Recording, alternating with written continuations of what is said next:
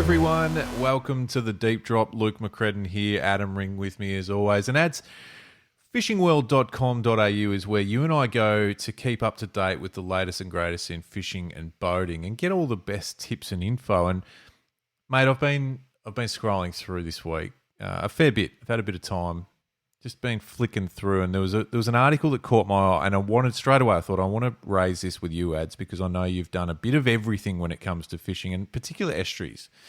Now, the article I found is simply titled "Wading the Estuaries," and I thought, okay, yeah, cool. But then I started reading, and I thought, no, there's actually a fair bit to this when you think about it, and I like where it was coming from. So, what I wanted to throw to you straight away was the guts of this being around opting out of the boat and out of the kayak and deciding to go on foot.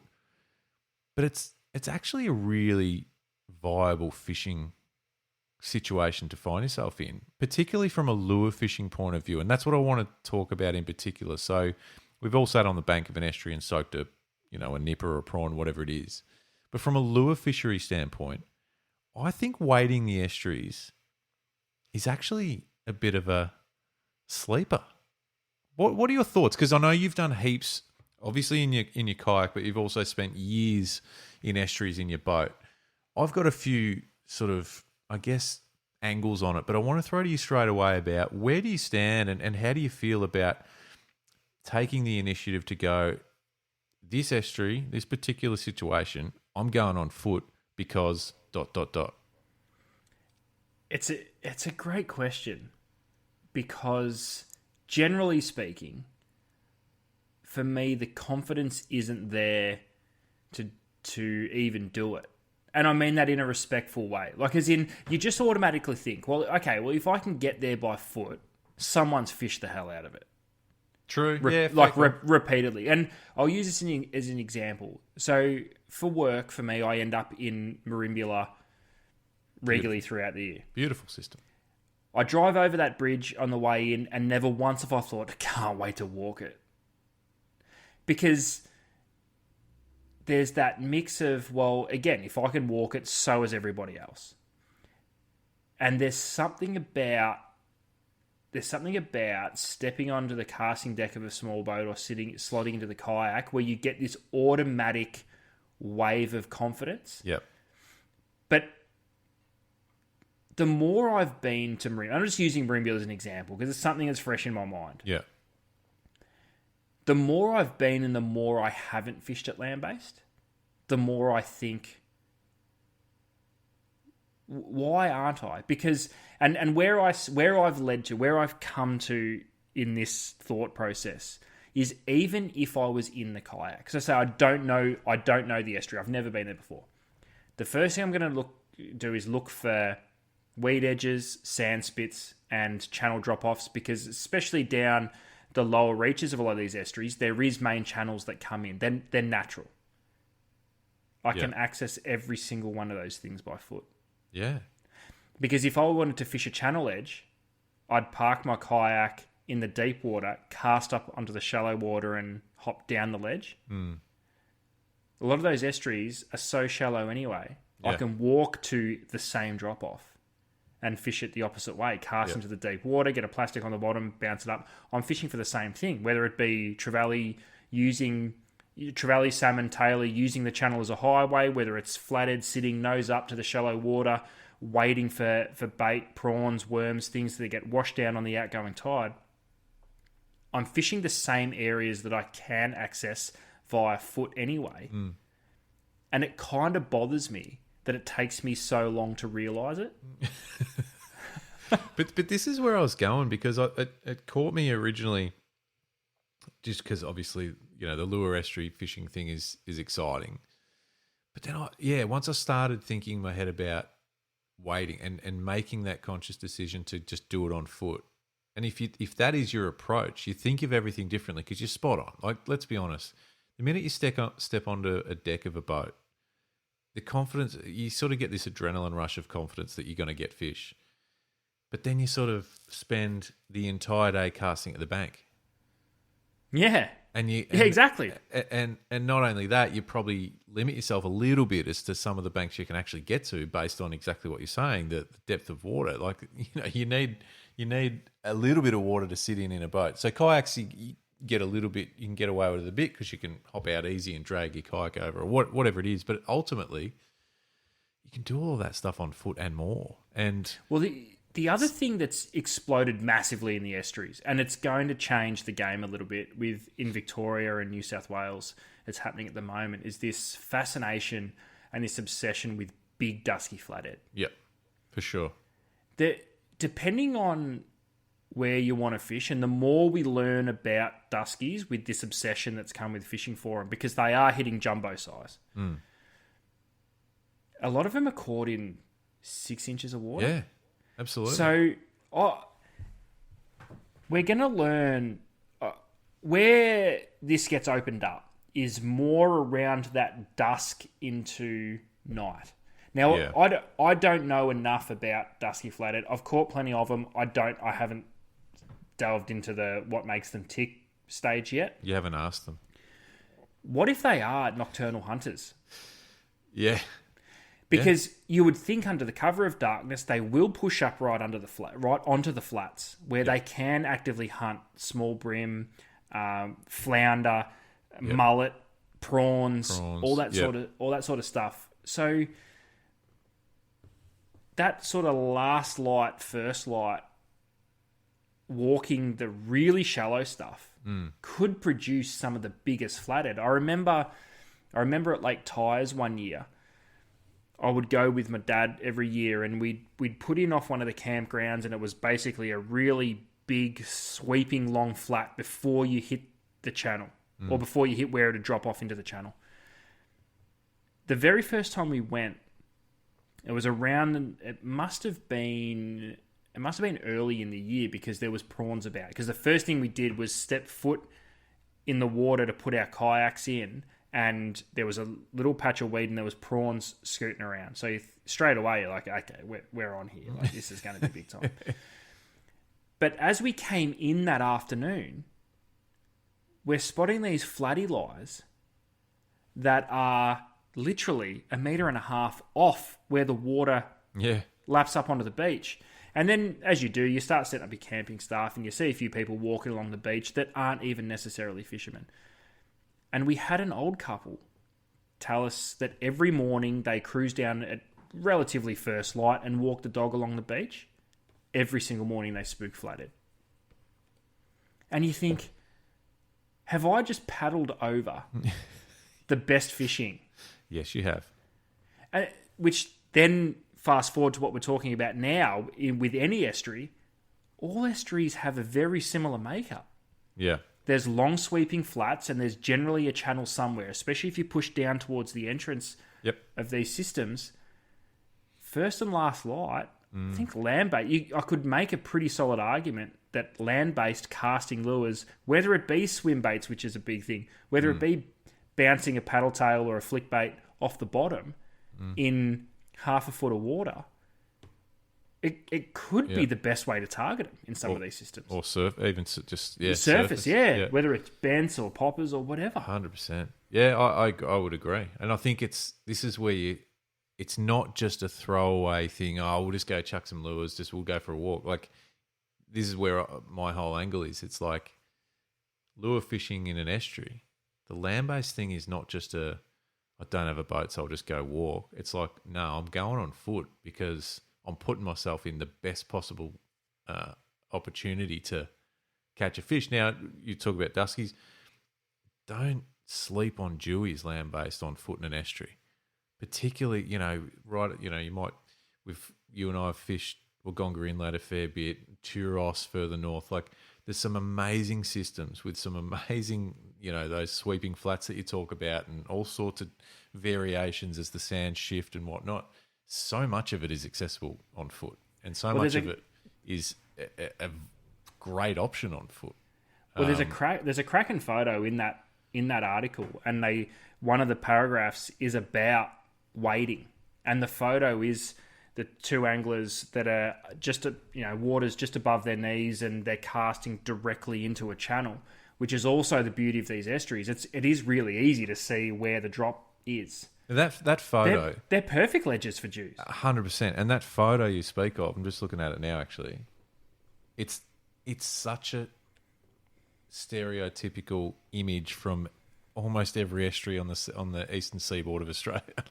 Honestly, Yeah, that's right. there is that look in most systems. Now, whether that's a drop off into depth or a weed line or whatever it is, there is that distinct line, and that is such a killer spot for all sorts of fish. Like we've mentioned duskies and jewies and that, but silver trevally. Brim, Australian salmon, Taylor. Yep. Using them as highways. Like it's... Yeah. Now, another one that I think, and again, it's features in the article that and I know it gets plenty of airtime, but I think it's so great, and it's almost better on foot than in a boat. A whiting on poppers. Oh, single-handedly the most frustrating way to try and catch a whiting. Oh, Luke. But what a fishery. It's so much fun. I've never, ever caught a sand whiting in these southern New South Wales estuaries where I have spent a little bit of time fishing. I haven't caught them on poppers. Never caught one. What do you mean? Never caught one. Because I've watched a school of 400 fish bow wave a popper and not hit it. It is the most exciting and frustrating thing you'll ever do in your life, because these whiting have got no issues with letting you see them. Yeah. No issues with following a lure to your foot. But it's weird because the second you pause your lure, they're gone. You have to keep working it. They're also really good at becoming invisible. Instantly. Yeah, that's right. There's a patch right there, ads, where I don't know. Yeah, they're gone. Wow. But what a fishery though. And talk about land-based wading estuaries. That's almost wading estuary 101. Now I'm not saying catching, proper sports I don't fishing. want That's as exciting as fishing gets. I don't want to upset you or make you angry, but a lot of us have caught them. Okay. Not me. Take me. Let's do it. You're on the road up there. Next time you're up there, bloody take half the day off and go and get it done. Well, now that daylight savings is over. Oh. No, it actually works really well for me. Oh, because you don't have to have a late night. Well, I don't have to have a late night, but also I am fixated on the flathead thing. I think there's so much potential for big flathead and mulloway as you mentioned. I think low light to dark is the key. And because it is land-based, I don't have to go to any effort. So if I just want to walk for 2 hours and throw a lure, I can legitimately come back and go, you know what? That I can count it as a serious session. I legitimately had a crack. Yeah. But I was searching. There's something to it. There's got to be these opportunities for flathead and mulloway in those low light situations. Mate, there has to be. You can't tell me that jewies, big or small, don't push up mullet into those flats and the cover of darkness. We know they're not as probably... I don't know. You don't see them as regularly as, say, flatties up on the flats during the day, but you can't tell me they're not pushing fish up, bait up onto those flats. Oh, they would be for sure. They would be for sure. Late arvo night. And I think the whole key to it is to not overthink it. We want to get in. We want to get in our boats and kayaks, and we want to study maps and work out. This is way up system where no one will go, so it'll be quiet. The fish won't be as spooky, or there's a good tea tree line here. We can do that. Don't overthink it. Yeah. You can see the channel. You know they're going to be in there. Cast at every bridge. I can guarantee you, go down to the front of any estuary, you're going to find a bridge. Yeah. Don't overthink it. The places they're going to be are right there. What about brim? One of the most common estuary species forever in Australia. Is there anything that you would look for if you're on foot? And you mentioned bridges. I mean, that straight away makes me think of brim. But if you're on foot tomorrow, you're walking an estuary and you're searching for brim, what are you looking for? Windswept bank. Right. I like the wind. So essentially you're going to be casting into the wind, but I do like the wind pushing up onto the bank. I think it gives the brim a little bit of cover, and any of those smaller any of those smaller bait species are going to get pushed up onto that bank a little bit more. But I think what's also great to cast around, bass yappy beds. And you can see them everywhere. The whiting will be around them. If you're not sure where to start, and maybe it can be hard with a lot of these estuaries that there isn't a hell of a lot of broken ground, whether it be weed beds or whether it's bits of rock. They're generally fairly isolated. Have a look for the yabby beds. They're quite easy to spot. You'll just see small holes with tiny mounds all over the flats. Go down of a low tide, suss it out. Bream will push up onto those. Yeah. And so will the whiting. But I think the key is just to have the confidence to do it. And I said it right at the top of this podcast, Luke. I don't drive over a system and go, can't wait to fish at land based. And it's silly because we have just spoken about, and we've just read fishingworld.com.au. We have read this article, and we know that it all the signs are there. We've just got to do it. But another question I've got for you, Luke, what's your take on spooking fish? Do you think somewhere like the front of these estuaries where they get a lot of campers or they get a lot of holiday traffic, do you think, obviously fish are spooky by nature, but do you think there's a certain aspect of these fish that know people are around? It's not going to stop them getting up onto a flat. Do you need to try and get away? I mean, obviously, if you've got kids splashing a muck around playing in the water, it's probably not going to be the best place to fish. But do you need to be conscious of, say, how quickly you're wading through the water, especially if you're fishing the flats? Maybe. Or do you think to a point they're sort of used to people being around? Maybe. I mean, you and I have both fished fairly close to the mouth of a system which frequently had dogs and kids running through it moments before catching perch over shallow weed beds. So maybe there's an element of they just wise up to the fact that, there's a bit of commotion over there, but I'm still going to feed. But one thing I was thinking about the whole spooking situation was we're talking about wading in an estuary. You probably want to, and I'd love your thoughts on this, before you actually realistically theoretically wade, you probably want to put a few casts in back from the bank though, because to your point earlier, those flathead especially, but whiting and brim and stuff too, are right up in the shallows. So before you just go stomping into the water, you probably want to put a few casts in well back. Yeah, is that fair call? Because you might be spooking the fish you're targeting. Yeah, or even just pay attention. Yeah. If you take a step and see something screwed off, whether it be a flathead, whether it be a brim, whatever, take it as a good sign. Don't take it as a shit, I've just spooked everything here. Yeah. Take it as that is fish up shallow. So maybe you've got options now. If you specifically want to target some of those estuary pelagics, like a tailor or like a Australian salmon, or you do want to go and have a crack at a dewey, don't worry about what you're spooking. You've got to get to the channel. It's just where they're going to be. That's not to say that a dewey won't push up on the flats of a night time. It's not to say that salmon and tailor won't push bait up. But generally speaking, they're going to be using their ambush point's going to be the edge of that channel. But if you want to have a crack for a whiting or you want to have a crack for a flathead, I think cast first, walk second. Yeah, that's where I'm going with that. I just think to your spooking point, it's like just chuck a couple of casts in first in case they're right up in the shallows. Because I think you surprise yourself with flathead too. Like, it could be middle of the day and they might be up in an inch of water, or that's right. Anyway, it's good. I mean, I think it's awesome. I love it. We've had some great times in the past. Fishing all sorts of systems on foot, whether it's just a casual stroll or you go, this is what we're doing. It's bloody great. Yeah, but it is typically something, especially when I'm on my own and don't have that someone going, let's just go for a walk. Yeah. It's too easy. It's too easy not to, and I need to make a conscious effort to do it because I do legitimately believe there's something special in that low light channel edge. Definitely, yeah. Like proper fish. Yeah. I've just got to do it. Just do it. Just do it. Just that should be a slogan. Oh, wait. Yeah.